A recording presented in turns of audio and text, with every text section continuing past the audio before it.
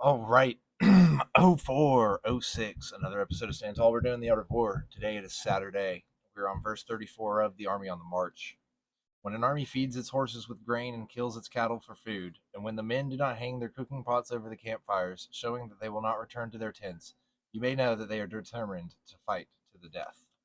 So the signs, right? Following the signs, the signals is kind of the theme of The Army on the March.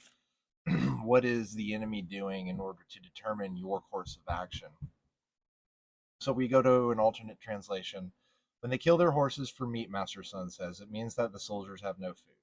When they have no pots and do not go back to their quarters, they are desperate adversaries.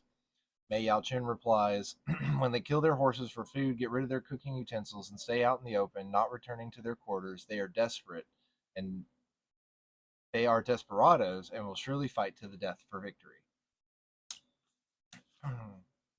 So seeing what the enemy's formation is very important. Okay, now let's go over to the Daily Stoic. Don't forget to share if you guys are getting value out of this.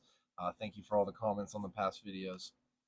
April 6th, prepare yourself for negativity. Out of the Daily Stoic by Ryan Holiday and Stephen Hanselman. When you first rise in the morning, tell yourself, I will encounter busybodies, ingrates, egomaniacs, liars, jealous cranks. The jealous and cranks.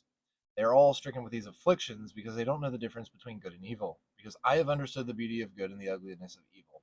I know that these wrongdoers are still akin to me, and that none can do me harm or implicate me in ugliness, nor can I be angry at my relatives or hate them. For we are made for cooperation. Marcus Aurelius, Meditations 2.1. Boiling some eggs and the timer went off. I gotta go up here. Okay, where were we? We're back. Having chickens is the best thing. So many hard-boiled eggs. Okay. April 6th. Prepare yourself for negativity. For we are made for cooperation, said Marcus Aurelius. Okay, you can be certain as clockwork that at some point today you're going to be interacting with someone who seems like a jerk, as we all have been. The question is, are you going to be ready for it?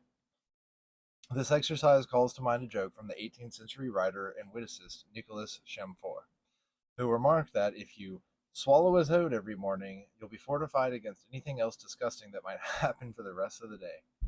Might it not be better to understand up front, right when you wake up, that other people often behave in selfish and ignorant ways than it is to nibble it throughout the day? But there's a second part to get to this, just as there is a second half of Marcus's quote. No one can implicate me in ugliness, nor can I be angry at my relative or hate him. The point of this preparation is not to write off everyone in advance. It's that maybe, because you've prepared for it, you'll be able to act with patience, forgiveness, and understanding. Right? That's the key to a lot of happiness and contentment in life. When someone tries to do something to get on your nerves because they cut you off in traffic, or they did this, or they said that, or why did they do this, because of this, blah, blah, blah, it may not be anything more nefarious than they're just an idiot. And given the fact that people are just idiots, you can't let them rule your life and control your emotions. So don't give the power to the idiots and just let it slide and be in control. So, as far as the art of war, if somebody is positioning themselves to fight in an idiotic manner or argue with you idiotically, they've eaten their cattle, they've beaten the dead horse proverbially, maybe. Right now they're eating the horse or whatever Sun Tzu is saying, and they're not hanging up their pots and pans. They're ready to fight to the death.